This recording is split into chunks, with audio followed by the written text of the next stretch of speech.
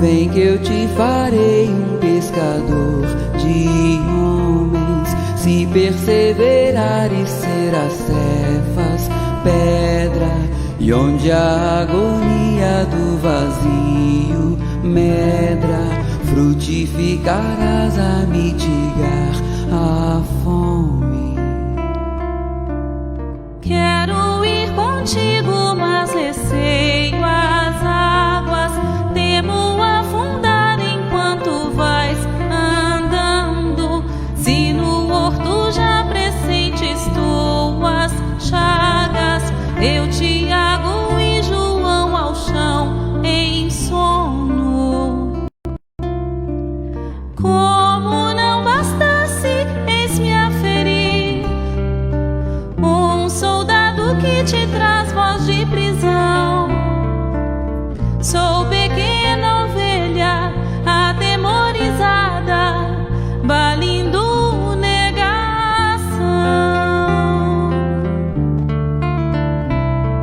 Volvo a vida e tomo pela tua mão. Crê, te levarei onde não queiras ir. Pedro, tu me amas. Pedro, tu me amas. Pedro, tu me amas. E tu que és a rocha, constrói a minha casa no coração do irmão. Ouve, Simão Pedro, morrerás em cruz. Não, eu não mereço essa distinção. Se depois do mestre martírios são troféus, e as mãos que ele tocou, os pés que ele lavou, apontarão os céus.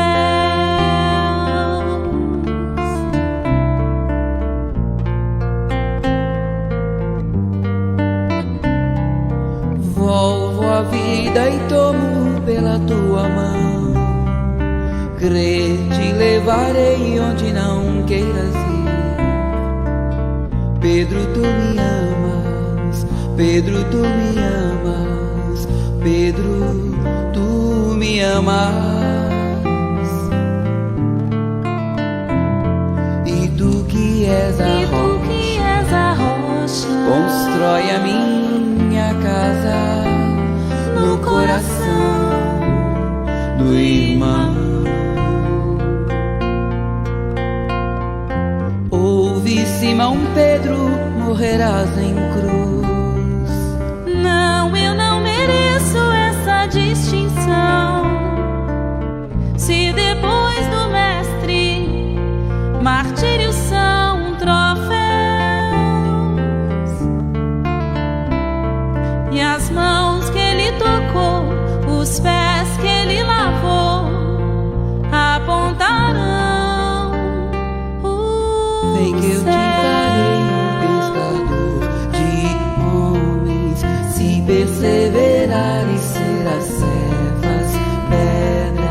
Vem que eu te farei um pescador de homens.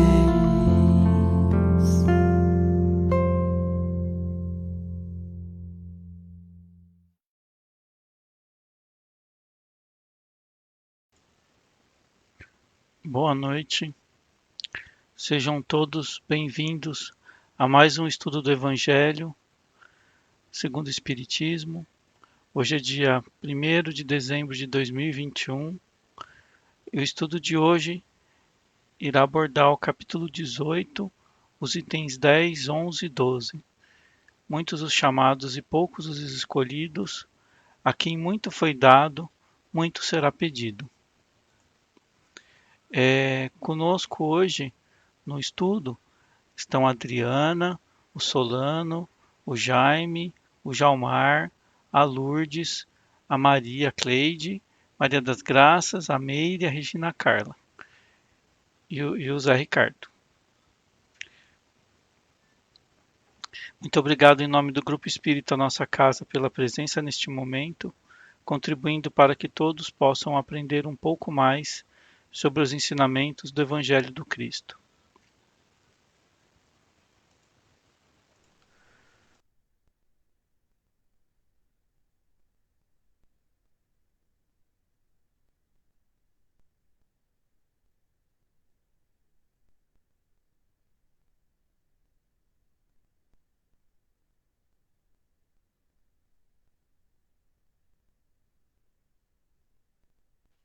Ainda assim, meu mix não está funcionando. A Regina avisou aí, ó.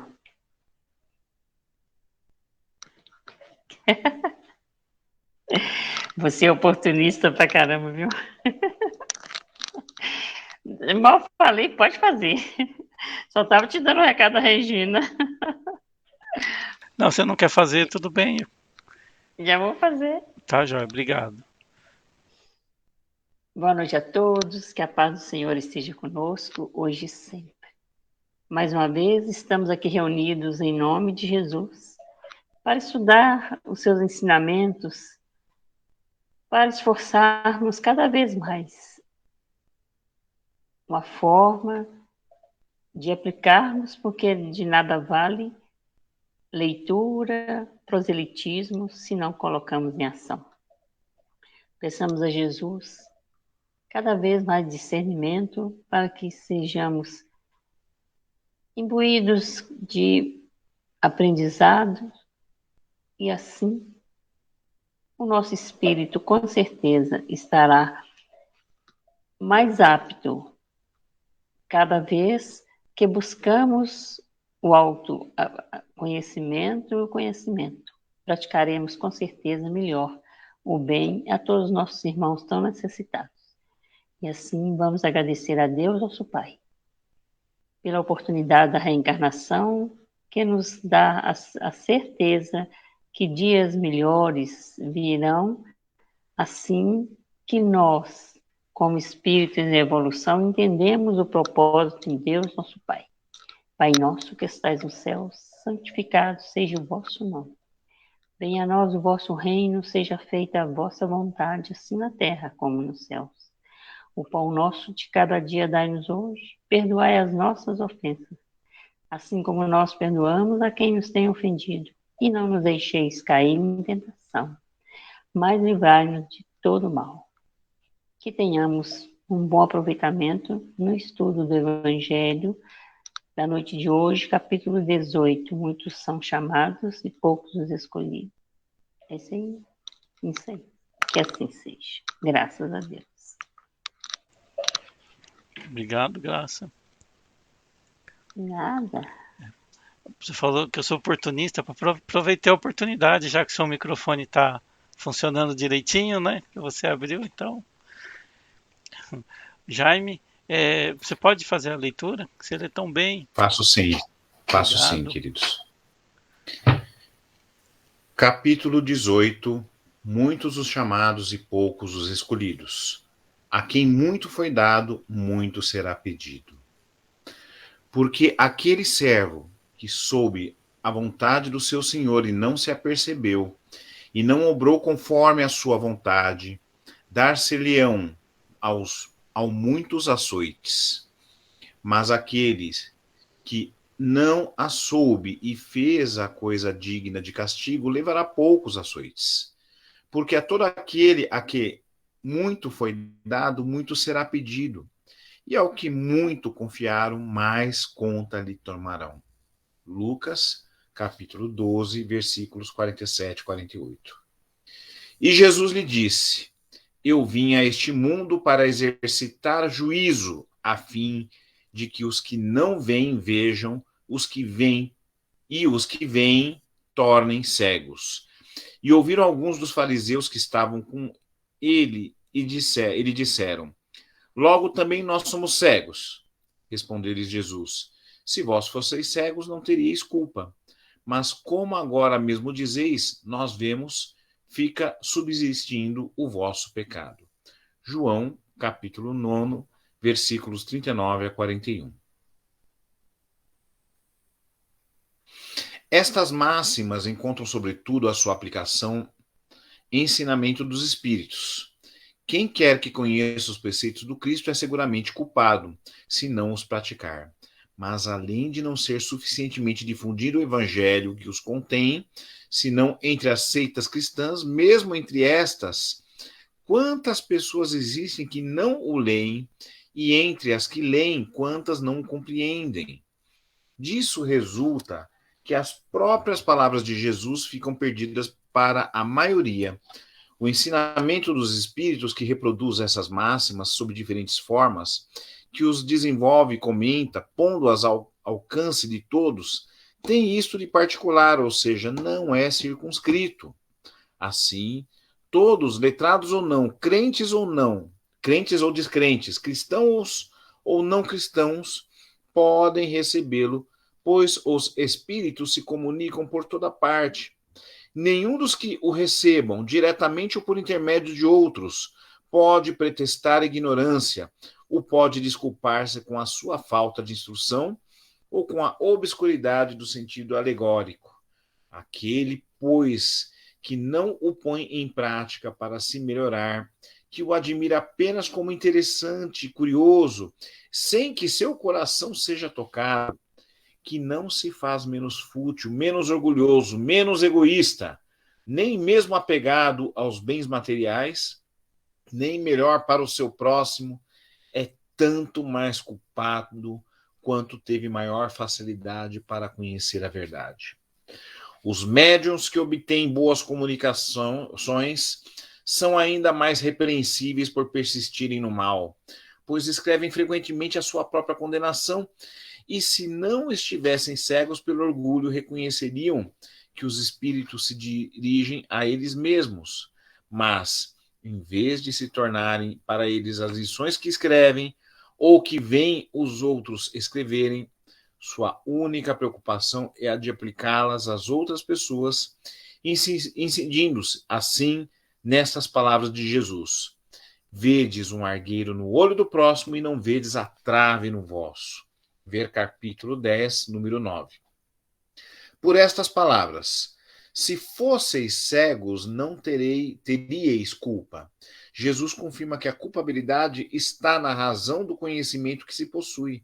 Ora, os fariseus que tinham pretensão de ser e que realmente eram a parte mais esclarecida da nação, tornavam-se mais repreensíveis aos olhos de Deus que o povo ignorante. O mesmo acontece hoje. Aos espíritas, portanto, muito será pedido, porque muito receberam. Mas também, aos que souberam aproveitar os ensinamentos, muito lhes será dado. O primeiro pensamento de todo espírita sincero deve ser o de procurar, nos conselhos dados pelos espíritos, alguma coisa que lhe diga a respeito. O espiritismo vem multiplicar o número de chamados, e pela fé que proporciona, multiplicará também o número dos escolhidos.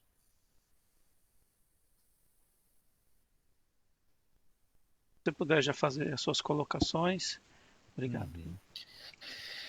Eu, lendo esse texto, me vem à mente aquela máxima, me perdoem por não me lembrar o doutrinador espírita que fala isso. Esses dias até estava assistindo o vídeo dele, mas eu tenho dificuldade com nomes. E ele dizia sobre o quão difícil é ser espírita, né?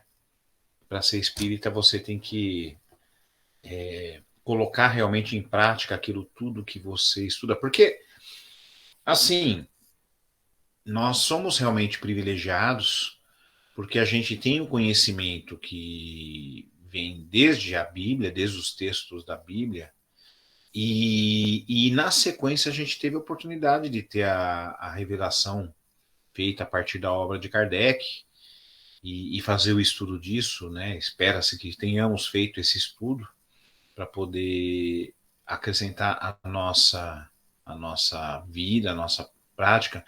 Mas se o fizermos tão somente para matar a curiosidade, né, tendo ciência daquilo tudo que está escrito, e não colocarmos isso em prática, gente, a gente está errando porque quer. Né? Não dá para alegar ignorância. Uma coisa é o erro com a intenção de errar, o outro é o erro porque a pessoa não foi prudente, agiu com negligência, né, não tomou os cuidados necessários, ficou distraída.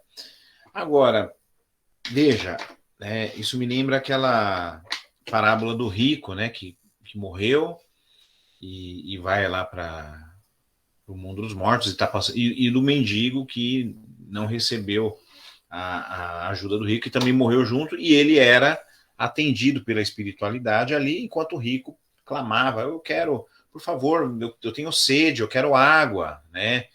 E ele não tinha água, porque ele não tinha feito por ontem, ele tinha tido tudo na vida, né? Ele tinha tido todas as oportunidades necessárias e foi orgulhoso, né? E foi mesquinho, e o que ele colheu, né? Na espiritualidade, e ainda reclamou com Abraão, lá pedindo: por favor, então me permita voltar para falar para os meus parentes, para eles mudarem a atitude deles. Não, os seus parentes têm a palavra, né?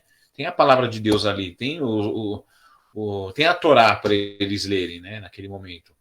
Eles não precisam de espírito vir falar para eles o que tá feito.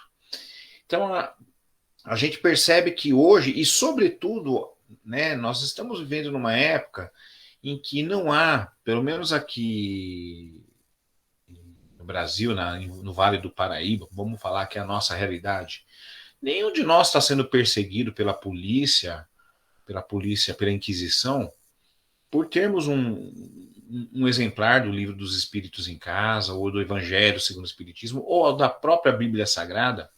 Lembrando que há pouco mais de 500 anos, quem ousasse traduzir a Bíblia para o seu idioma local era condenado à morte, né? Quem começou a romper com isso foi o Henrique VIII, lá na Inglaterra, quando ele resolveu criar a igreja dele, a igreja anglicana, e ele tinha poder suficiente para não acatar o que o Papa determinasse, né? Depois veio, né, com a Reforma Protestante também, uma das grandes bandeiras do protestantismo foi a Bíblia ser traduzida para o idioma do país da pessoa e ser ensinada para a população, né? Isso aí era considerado luxo, artigo de luxo, né? E pensando que a maioria da população era analfabeta, né? E a educação era reservada a poucos, uma minoria da minoria, eu posso dividir com os senhores que os meus 4 avós, quando eles se casaram, a assinatura foi feita a rogo, porque os 4 eram analfabetos. Não estou falando do século XVIII, estou falando do século XX, 1915 e 1920 que eles se casaram, né? E eram analfabetos, eles foram alfabetizados na década de 50, adultos já, e com aquela letrinha de pessoa que foi alfabetizada adulta, né? E hoje a gente está aqui, todos nós, cada um com a sua, né, com a sua formação, claro, uns com um pouco mais, um pouco menos, mas todos aqui com plenas condições de ter o texto em suas mãos para ler. Estamos aqui semanalmente nos reunindo para refletir sobre esses textos todos. Ninguém está sendo perseguido por conta disso, né? E aí a gente termina de ler, a gente reflete tudo mais e vai lá fora e repete tudo, né, errado, tudo ciente disso. Meu Deus, lei de causa e efeito. O que nos aguarda se a gente não colocar em prática o gabarito, que Jesus nos dá o gabarito, né? E os espíritos depois vieram e ainda explicaram o gabarito para a gente falar: meu filho, não é bem assim como é que fala. Vamos, né? Como diz o Carlos Barcelo, né? As religiões mais tradicionais, elas se estagnaram no tempo, e veio o Espiritismo para trazer a dinâmica e modernizar e trazer a linguagem dessas escrituras para a realidade do século XIX, XX, XXI. E se a gente, tendo essa consciência, não coloca isso em prática, né, a cobrança vai ser muito grande. E por uma questão de causa e efeito, não é punição divina, é causa e efeito, né? Deus não pune. Quem pune, na verdade, é a consequência da nossa assim, se a gente não aprende pelo amor, vai aprender pela dor. E a dor vai ser tão maior quanto a quantidade de amor que a gente recebeu. O fato da gente ter essa disponibilidade hoje de estudar a palavra de Deus, depois estudar a obra de Kardec, ler os livros de Chico, ter as palestras de tantos ensinadores online no YouTube, para quem quiser ver, vai lá e assiste, está tudo disponível, né? E a gente ter a ousadia de voltar e repetir os erros do passado como se a gente não soubesse nada, aí é complicado. Mas, por outro lado, se a gente colocar isso a serviço de Deus e transformar as nossas vidas, oferecer as nossas vidas como instrumento para que Deus faça a sua obra, né? E nos tornarmos verdadeiros servos do Senhor, né? Aí nós recolheremos, não é também recompensa, é consequência, né? E a consequência é a felicidade, porque Deus é um Pai amoroso, né? E Ele nos quer realmente vivendo em plenitude. E isso a gente vai obter colocando todos esses ensinamentos em prática na nossa vida, mesmo quando ninguém estiver olhando. Acho que é isso, meus queridos. Minha contribuição. Obrigado, viu?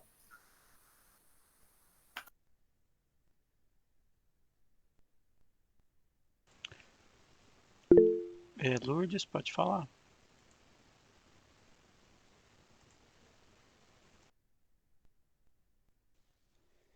Boa noite.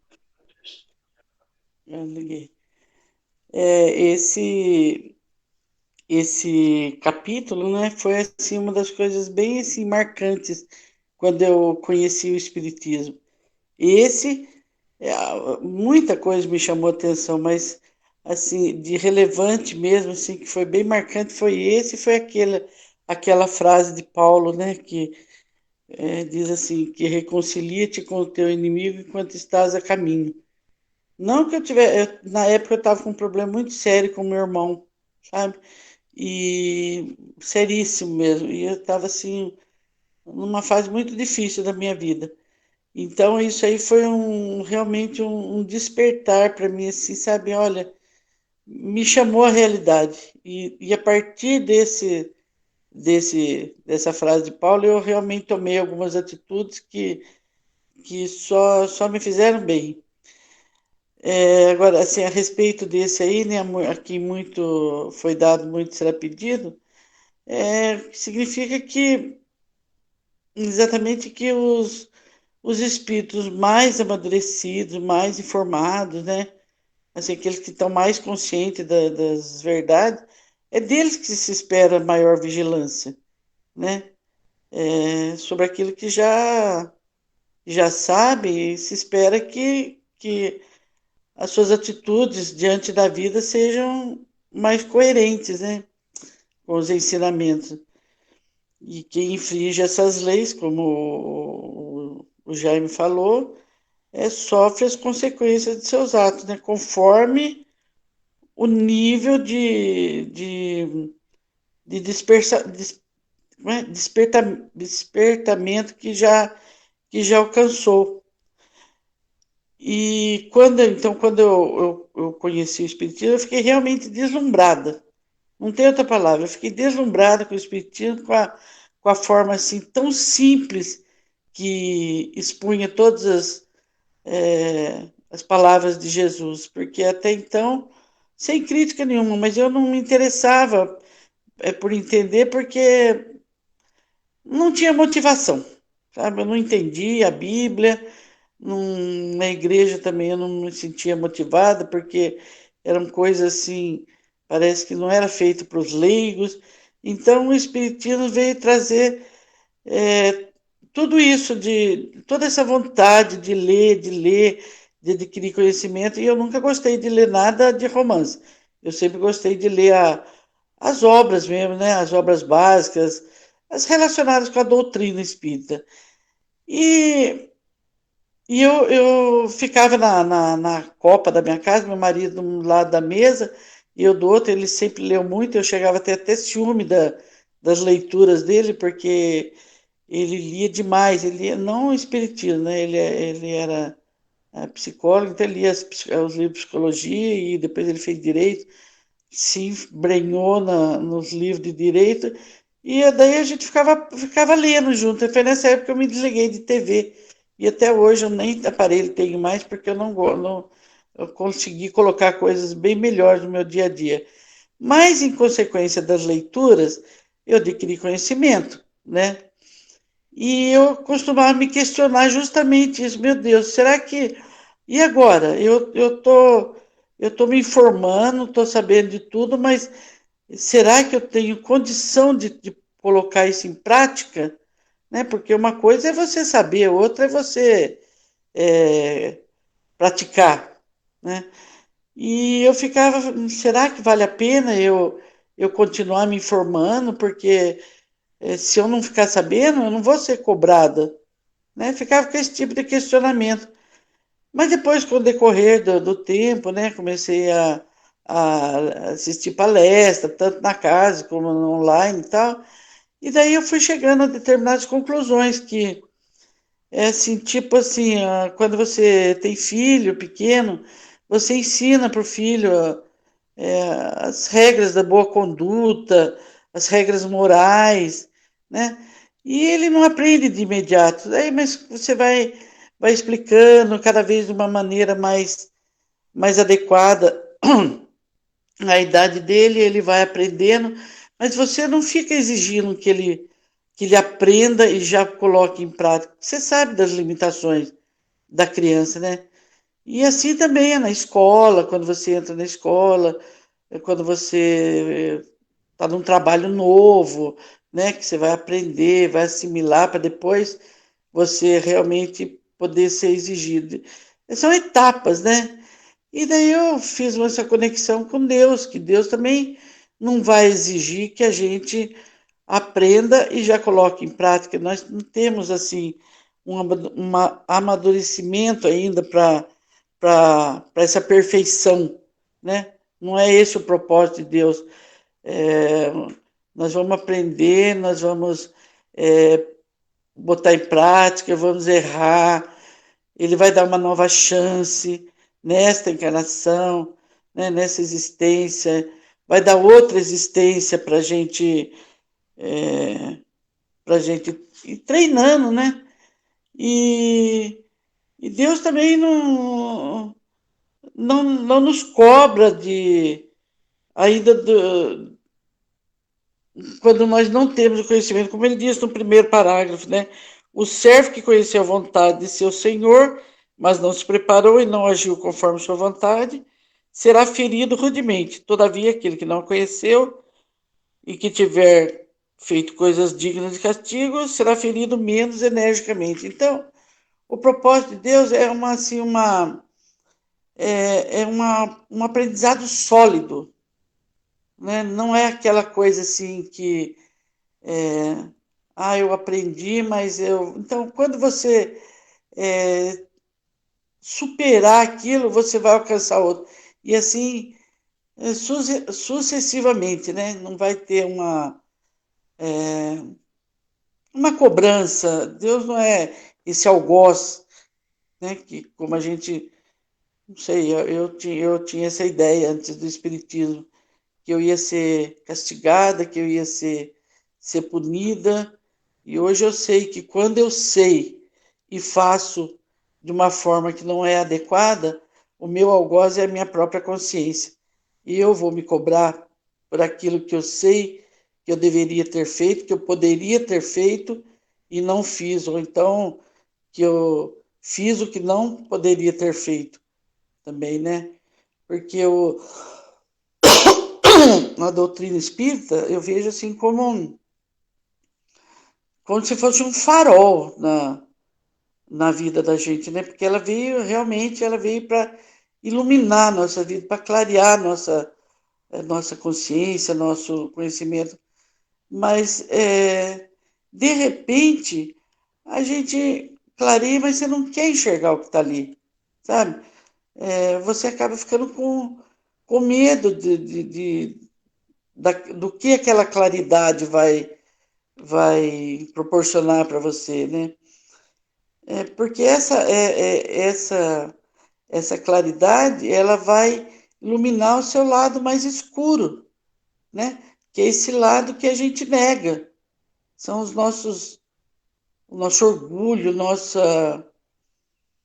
nossa mesquinharia, a nossa vaidade, a nossa maldade, né? E nós temos tudo isso incutido dentro da gente. Então, esse lado obscuro que o Espiritismo vem iluminar é o que a gente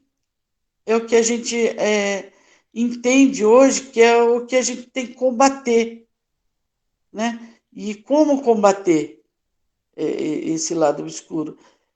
Combatendo, aprendendo a nos conhecermos, né? Que no Espiritismo se dá o nome de reforma íntima, né? Então, a partir desse momento que a gente se conhece, que a gente admite as nossas falhas, que a gente admite os nossos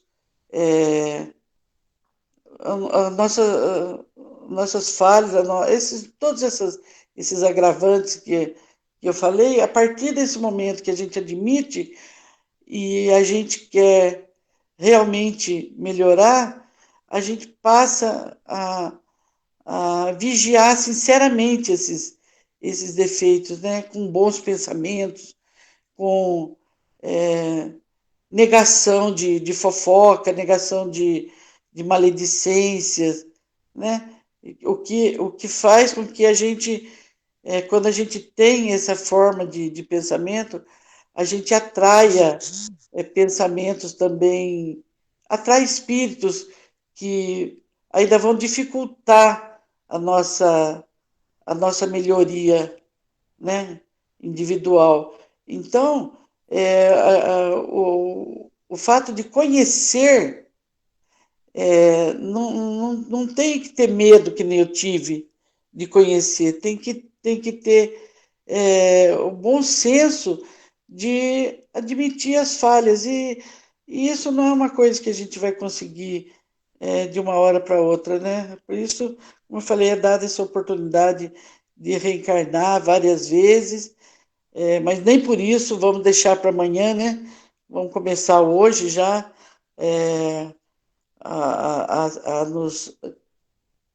a nos dar conta de tudo isso e sim, cada vez mais conhecer, cada vez mais estudar e colocar em prática tanto esse conhecimento intelectual como ajustar ele com o nosso crescimento moral, que eu acho que é isso que vai contribuir com a nossa evolução. É essa forma minha de enxergar esse capítulo de hoje. É isso aí, pessoal.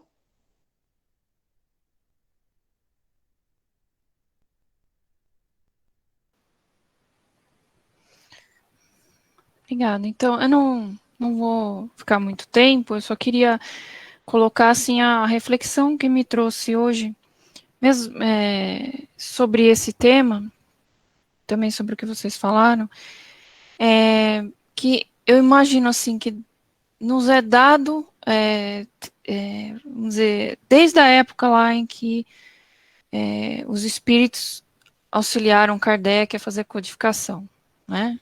Desde lá de que foi formado o Evangelho, que foi desde aquele momento já é dado para a gente essa atenção, né? Como dizendo para nós que não tem como a gente colocar desculpas, né? É o que está dizendo o texto aqui, como vocês falaram também, mas não tem como a gente colocar desculpas na nossa frente. Chega um momento na vida que a gente percebe isso. E não é só o Evangelho nos dizendo quanto à parte moral. Tudo na vida. Tem um momento que a gente vai protelando, por exemplo, está na escola, você vai adiando de aprender tal coisa, vai adiando, até o momento que você é obrigado a aprender aquilo, até que você aprende. Né? E assim como num ofício, se você precisa aprender alguma coisa para trabalhar, se você precisa aprender alguma coisa em casa, seja uma limpeza, uma receita, o que seja. Chega um momento na nossa vida que a gente é levado realmente a aprender aquilo lá. Então, eu considero, pelo menos na minha reflexão, que a partir do momento que a gente toma consciência, é o que eu consigo ver do que eu estou lendo aqui, gente. Você toma consciência que a gente precisa mudar, a gente entende que aquilo que a gente faz é errado, não adianta pôr desculpa, mas olha, na próxima encarnação, mas vou deixar para ano que vem, sabe, não tem sentido. Não tem sentido. Simplesmente não tem. Então, se é dado para a gente aqui, olha, quanto mais conhecimento você tiver, mais você vai ser cobrado, e isso faz parte, é a lei, é assim que acontece, e a gente vai passando por determinadas coisas na vida que você vai vendo, nas vivências, que é assim mesmo, né? Então, isso aqui só vem mostrar pra gente isso. Então, tem que... mas eu... Que nem lá no mito da caverna, né? Fiquei imaginando o mito da caverna. Que estavam lá todos aqueles seres ou habitantes da caverna que viam tudo pelas sombras, né, de uma luz, e de repente um deles tomou coragem, saiu, viu o mundo de uma forma diferente, né? Aí ele tentou voltar e chamar o pessoal, olha, lá é diferente, vamos lá. Então a pessoa não preparada não vai. Mas aquele rapaz que saiu, aquele indivíduo que saiu da caverna e foi ver o mundo de uma forma diferente, ou seja, abriu o ângulo de visão dele, né? Quando a gente, né, estuda essa parte na filosofia, você vê que ele estava preparado, mas tem outros que não estão. Mas a partir do momento que ele estava preparado, ele se abriu. Então tem um momento para todos, né? E a partir que esse momento chega, é aí que vem essa história. Olha, agora que você tem o conhecimento, você tem a responsabilidade sobre isso. Então não tem como negar isso aqui na sua vida, né? Não tem como você falar, mas eu não sabia. Deus sabe tudo o que acontece na nossa vida, né? Assim, no nosso mais íntimo pensamento, no nosso mais íntimo, na nossa mais íntima intenção de qualquer coisa que a gente estiver fazendo. Então, é isso, me mostra a responsabilidade, me mostra assim, mas é uma responsabilidade não, assim, eu não entendo como, apesar de, às vezes, parecer dura, implacável, não, faz parte de um processo. E isso também é amor, né? O amor não é só a gente. O que eu quero dizer é que a gente tem que aprender a ouvir o não, a gente tem que aprender a passar por determinadas coisas na vida, aprender que a dor ensina, né? E não só as coisas boas, tudo aquilo que está na vida bom e aquilo que não é bom, tudo tem um ensinamento para a gente, é isso que eu quero dizer, né? Então é isso, né? Minha conclusão até esse presente momento, né, das minhas vivências e da nossa nesse nosso estudo aqui é esse, tá bom? Obrigada.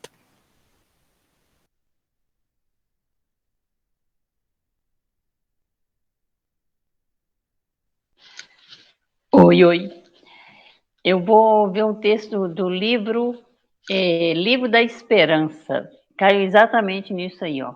Porque ao que tem ser-lhe-á dado, e ao que não tem, até o que tem lhe será tirado, né? Não é Deus quem retira daquele que pouco receberá. É o próprio Espírito que, por prodígio e descuidado, não sabe conservar a que tem e aumentar, fecundando o óvulo que lhe caiu no coração. Aquele que não cultiva o campo que o trabalho de seu pai lhe granjeou e que lhe coube em herança, o vê cobrir-se de ervas parasitas. É seu pai quem lhe tira as colheitas que ele não quis preparar? Então aí ele fala, reflitamos alguns quadros da vida. Há quem se consagra ao serviço, mantendo o trabalho, mais progresso. Há quem auxilia o próximo, mantendo a fraternidade, mais recurso. A quem respeita o esforço alheio, mantendo a colaboração em esforço do bem, mais estima. A quem estuda, mantendo a instrução geral, mais cultura. Então você vê que cada um que busca o que interessa e aprende mais. Em contrapartida, nós temos a quem confunde os outros, mantendo a obscuridade, mais sombra. A quem se queixa, mantendo o azedume, mais desânimo. A quem se irrita mantendo a agressividade, mais desespero. Então ele fala, na mesma diretriz, quem se empenha a compromissos mantendo dívidas novas, mais deveres, e a quem dissolve obrigações, mantendo novos créditos, mais direitos. Nós todos, os espíritos em evolução, temos algo a planear e realizar, suprimir e aperfeiçoar no mundo de nós mesmos. A doutrina espírita, desenvolvendo o ensinamento do Cristo, demonstra que em toda parte, nas realidades do espírito, daquilo que habitualmente mantemos, teremos sempre mais. Ou para mais, ou para menos, né? Eu acho aí muito legal a explicação do Emmanuel, do livro Esperança. É isso aí.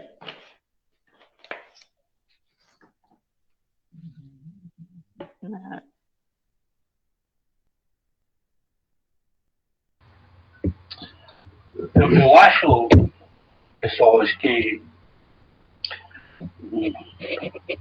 nós, né, temos uma responsabilidade, né? Acho que nós que eu falo são todos mesmo, né? Porque o que foi dado para essas pessoas, o que não receberam, eu vou te dar um exemplo melhor. Olha só, a responsabilidade daquela pessoa que fica na preleção falando para um certo número de pessoas, né? Então foi dado a essa pessoa as orientações, o conhecimento, tal. Então, dependendo, né, eu na frente, eu sou exemplo para essas pessoas. Elas se inspiram, eu que eu falo, né, o todo, né?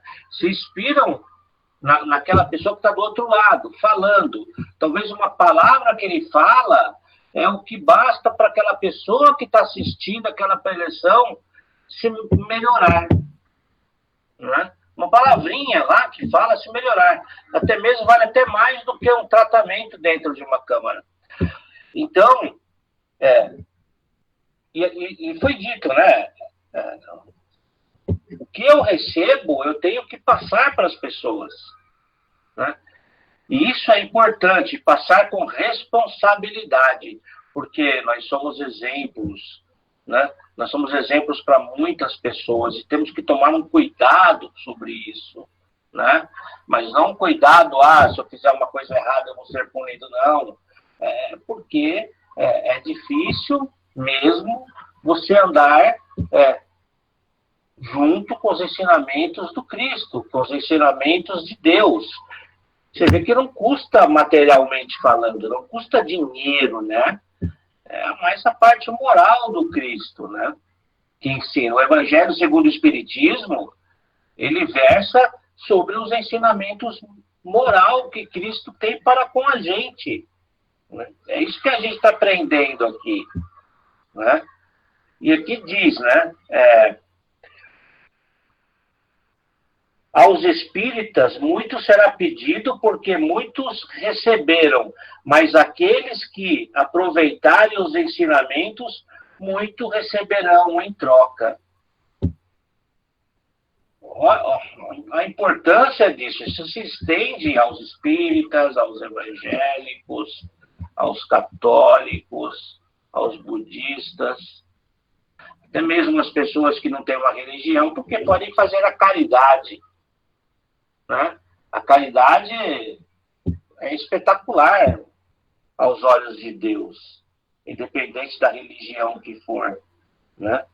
Então, os ensinamentos de Deus, olha só que coisa espetacular, são para todos. São para todos, não é só para um determinado número, não é só para eu que sou espírita, para mim que eu sou espírita, não é só para eu. São para todos. Então, e quem quiser, né? Foi a Regina que falou, né? Foi ela. Até na doença existe o aprendizado. Quantos têm que ficar doente e passar por essa situação de doença para mudar, né? Para ter a sua reforma íntima? Teve que esperar ficar mal, morrer. ou morrer, perdão, morrer mesmo, né? Que deixou para trás aquele homem velho e veio um homem nu. A gente não precisa esperar chegar a isso. Isso que a gente sempre fala, às vezes, numa preleção, num bate-papo. Eu não preciso esperar ficar doente para eu mudar o meu conceito de vida. Né? Eu tenho que começar a minha reforma íntima através dos meus atos a todo momento. Orar e vigiar é constante. E depende única e exclusivamente da gente. Depende a mudança vem de dentro para fora, isso até a gente já sabe disso. Mas, às vezes, aquela pessoa que está do outro lado gosta muito de terceirizar e gosta muito de botar a culpa quando não dá certo nos outros. Aí falou de novo aí o argueiro, né, e a trave no olho, é isso. É muito mais fácil falar de uma pessoa do que falar da gente mesmo. Por isso que a quem muito foi dado, muito será pedido, muito será cobrado. É isso aí, pessoal.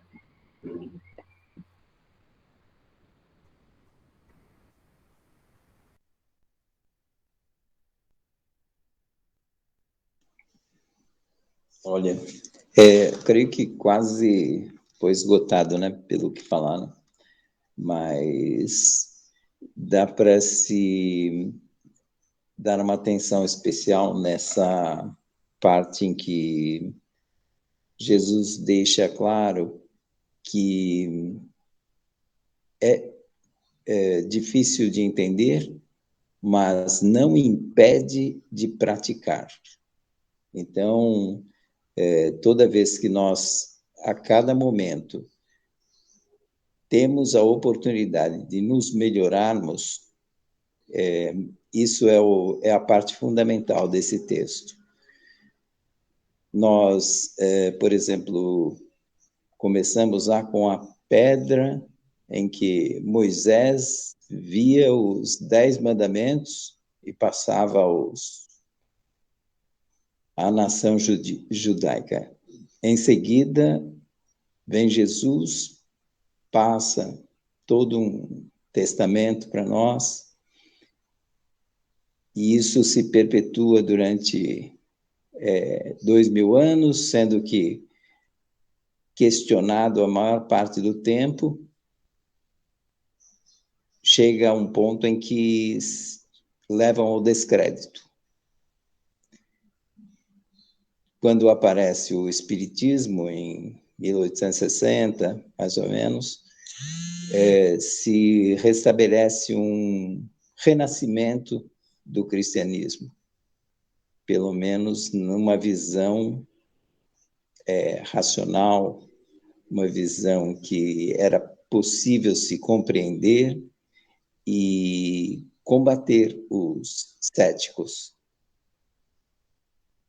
Em seguida, nós percebemos que há algumas divergências, talvez no próprio Espiritismo, em que há linhas diferentes, mas que tentam agora uma unificação, e normalmente com o auxílio do plano espiritual, como se fosse aquela pedra que Moisés leu para os judeus.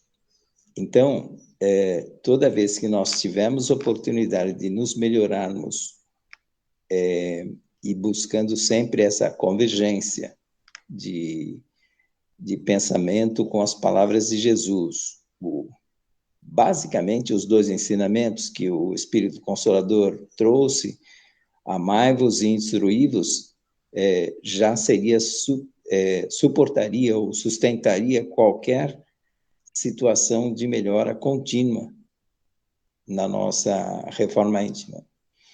E isso já é difícil, mas não é impraticável, seja lá qual for a condição que estivermos. Se somos letrados, se não temos nenhuma escolaridade, como o Jaime lembrou, não, a escolaridade não é questão moral, e assim como a própria Lourdes ilustrou também, as dificuldades que ela tinha de entender. Eu me recordo que li Bíblia com 9, 10 anos, fiquei perdido. Então, não conseguia decifrar, tudo eram alegorias, como estava no texto, né? E isso dificulta. Então, quando eu vim conhecer o Espiritismo, também senti uma luz no fim do túnel. E não é possível todos praticarem da mesma forma, mas o que cada um conseguir se melhorar nesse sentido significa que está no caminho certo. Basicamente é isso.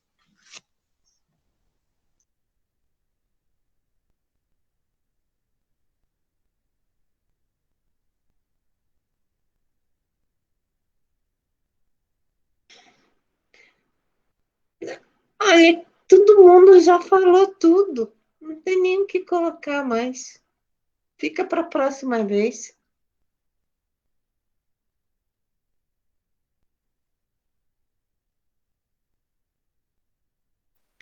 Pois é. Não, eu não vou falar, não. Hoje estou ouvindo só. Obrigada. Vou fazer a mesma coisa, as palavras da Adriana são as minhas também. Hoje eu não vou falar, só ouvir. Foi muito aprendizado, muito bonito. Muito bom. Tá, joia. Bom, eu vou fazer um adendo breve também. Só trazendo um pouco também para esse estudo nosso de hoje, para aqueles que não são espíritas ou não são médiuns, como se foi estado o caso aqui, que mais serão cobrados, tal. Mas você sabe uma referência que eu faço sempre, algo que eu enxergo como sendo um norte para mim, pelo menos. E é justamente em cima disso que a gente leu hoje. Aquelas pessoas que a gente acompanha, que a gente anda do lado, que a gente segue, os nossos amigos, aquelas pessoas que têm aquela que são simpáticos a nós, que a gente atrai, sabe? Aquelas pessoas que a gente se sente bem estando com elas. Eu acho que tem muito a ver com essa parte desse estudo de hoje, porque é através dessas pessoas que a gente se enxerga, porque não é porque é fácil a gente estar com essas pessoas, porque elas são parecidas conosco, mas é porque é uma forma, é um espelho nosso.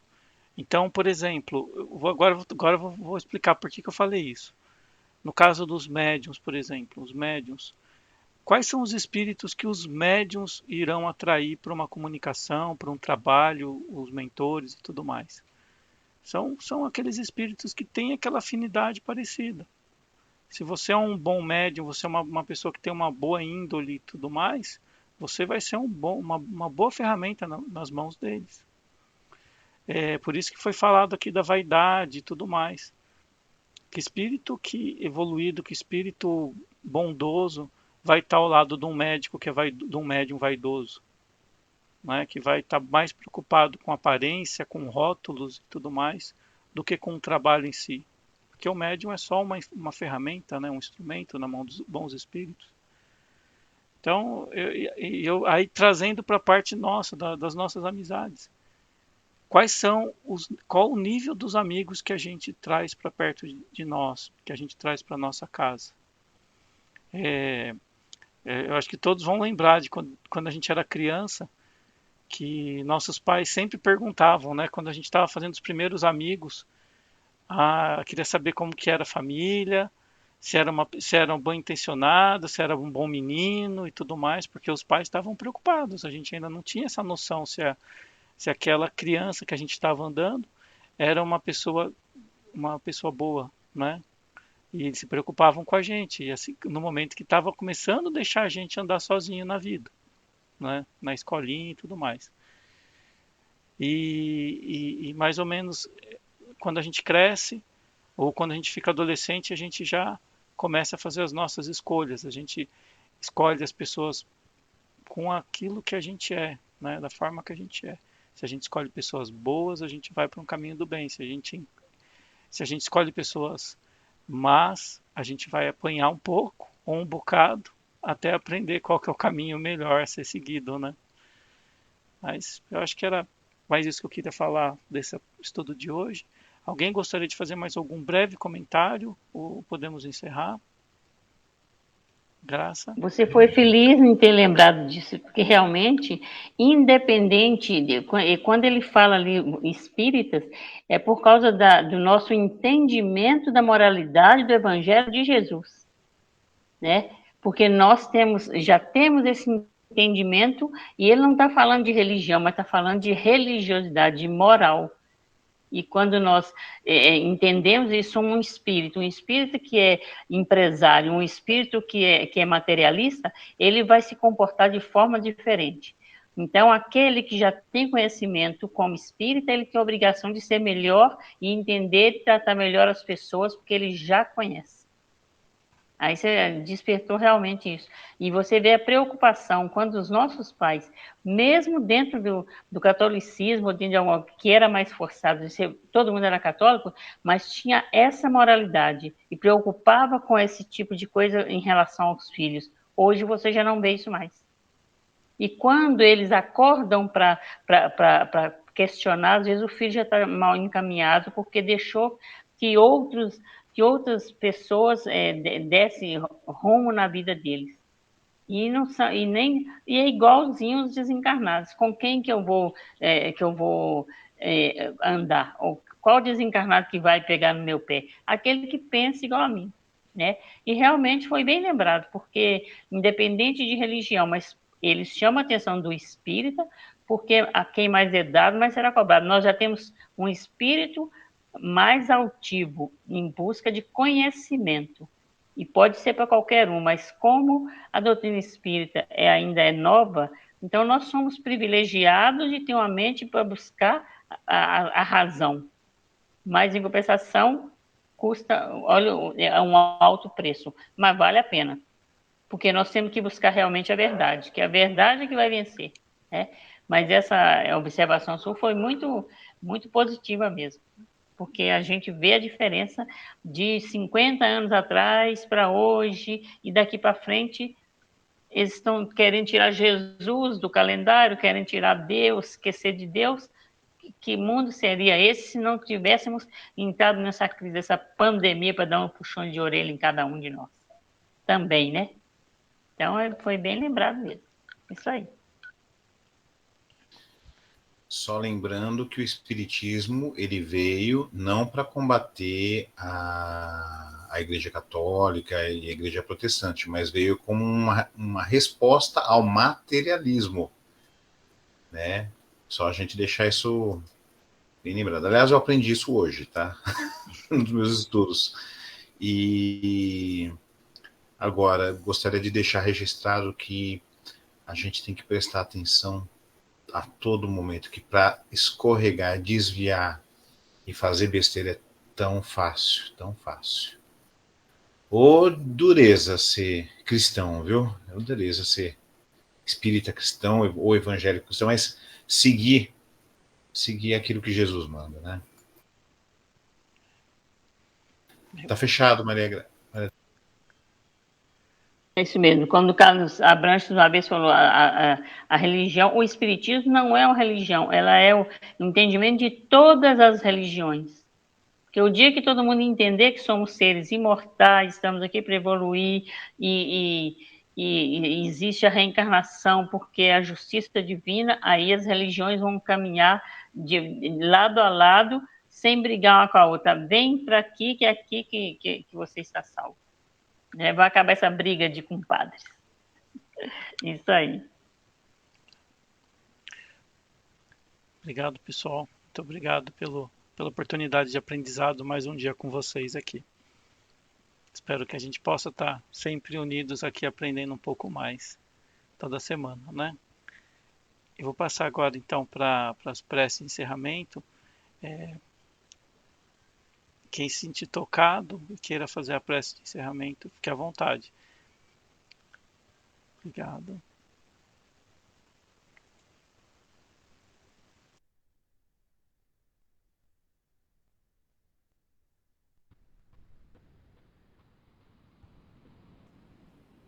A Graça, acho que vai fazer.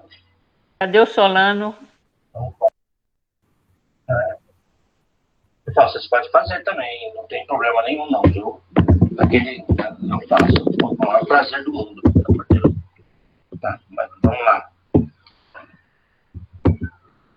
Então, pessoal, vamos fechando os nossos olhos, fazendo uma respiração leve e profunda, sentindo o ar entrando nos nossos pulmões.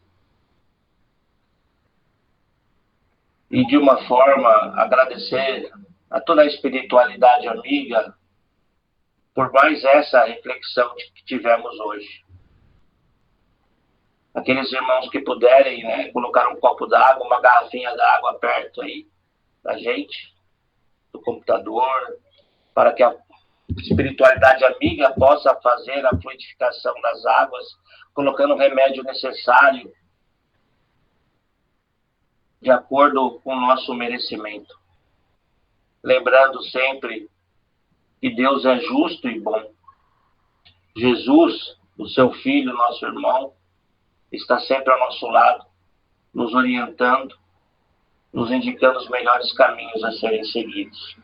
E vamos vibrar e emitir os nossos melhores pensamentos de amor, de paz, de alegria, de harmonia, prosperidade, vibrando em nome de Jesus, que é o nosso divino mestre e salvador. Vibramos pela paz na terra, pela fraternidade entre os povos. Vibremos pelos dirigentes de todas as nações, independente, pelos dirigentes de todas as nações. Pelo nosso Brasil, coração do mundo, a pátria do Evangelho. Pelos nossos governantes, pela saúde dos enfermos, vibramos pelos doentes do corpo e da alma, pela unificação de todas as religiões, pela reabilitação dos irmãos que se encontram presos cumprindo a lei dos homens, pelos irmãos viciosos, vibramos pelo reerguimento dos irmãos decaídos,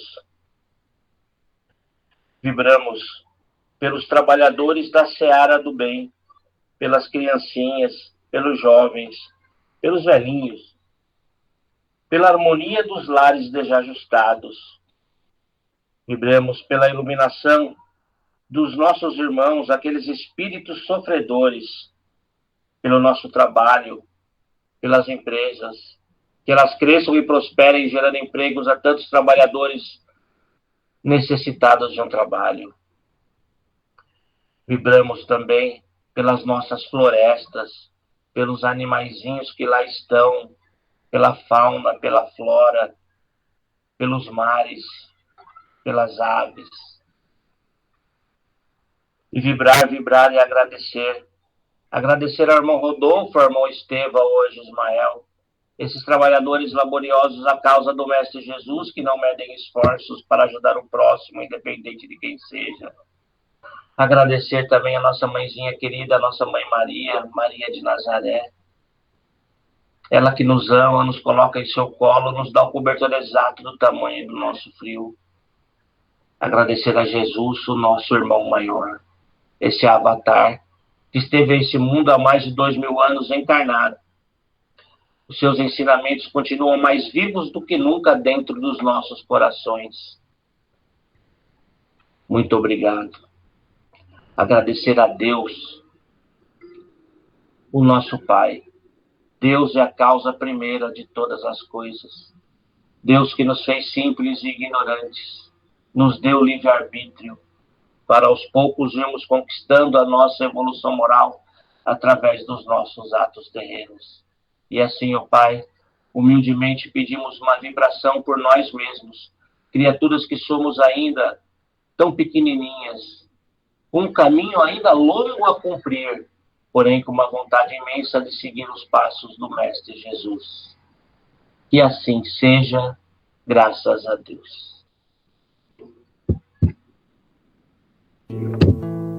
Prece das Fraternidades. Nosso Divino Mestre e Salvador, fortalecei-nos e amparai-nos para que possamos lutar contra as forças do mal que tentam dominar o mundo.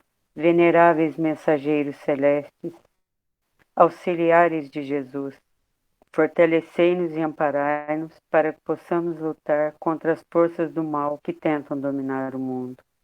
Pai nosso, Criador nosso, fonte eterna de amor e luz, fortalecei-nos e amparai-nos para que possamos lutar contra as forças do mal que tentam dominar o mundo. Que assim seja, graças a Deus.